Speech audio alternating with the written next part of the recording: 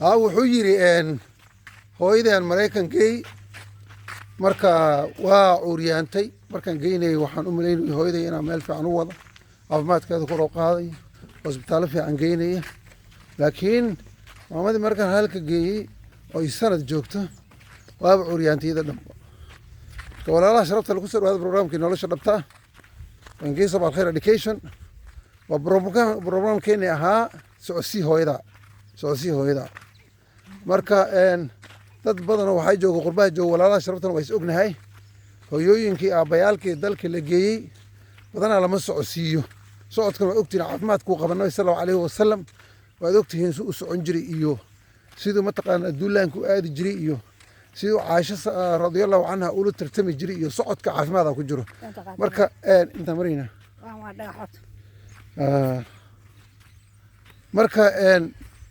marka waxaan inka codsanayaa qof kastoo dalkii jooga Maraykan ama Australia ama Canada ama Yurubta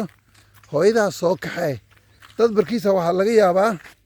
in mataqaana ay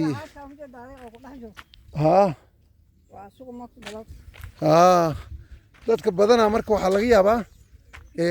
inay yiraahdaan asaga inuu jiim aada wiilkiisii ama gabadhiisii ama xaaskiisii ay jiim aadaan laakiin hooyadii waqti aan loo haynin oo mataqaanaa carruurta hooya sii hay la yiraahdo markaan arrintaas iyadoo waxyaalo barkooda habaarka laga qaado walaalaha sharafta leh ama dalki joog oo qaran joog noqo ama qurba joog noqo markasta waxaa la rabaa hooyada iyo aabbaha inaad socodsiisid adigoo ku camal falaya aayadda Allah subxaanahu watacaala waxay ahayd waqadaa rabbuka anlaa tacbuduu ilaa iyaahu wabilwaalidayni ixsaana ilaahay subxaanahu watacaala muxuu yidhi waxaad ilaahay gooyey oo xukumay inaad mataqaana asaga mawcid kala caabudin ka bacdina waalidka xasaan u suubisaan magaciisa ayuu ku xariiri waalidka markaad hooyada Maraykan geyso hadda uu leeyahay hooyaday waa curyaantay waa waxa runtii aad iyo aad looga xumaado sooma markaan waxaa la rabaa hooyada waqti u yeel ama jiimka la aad ama haddii kale yani wiilkaada u yeel waqti go-an u suubi maamadaas marka aadaan ugu xumaada hooyo meeshaad la geeyey oo wiilku igu dhahay markaan geeyey waa curyaantay ida dhanba marka socodka hadda fiir wax dhididkaa socod soo jeedo intaana daawo ah markaan yani socodka waa daawo waa caafimaad marka waxaan kuu dardaarmaya walaalkii walaashay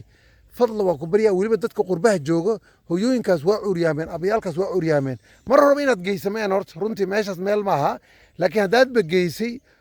isku day inaad socodsiid marka waa programkeena caadiga ah oo socodsii hooyada marka fadlan waxaan kaa codsanaa videogan dadka Soomaali u sii gudbi man dalla ala khayrin ka faa'iido nabi sallallahu alayhi wasallam qofkii khayr dadka tusiya yani waxa weeye waa asoo suubi oo kale mid iska fadhiyo asaga jiim aadayay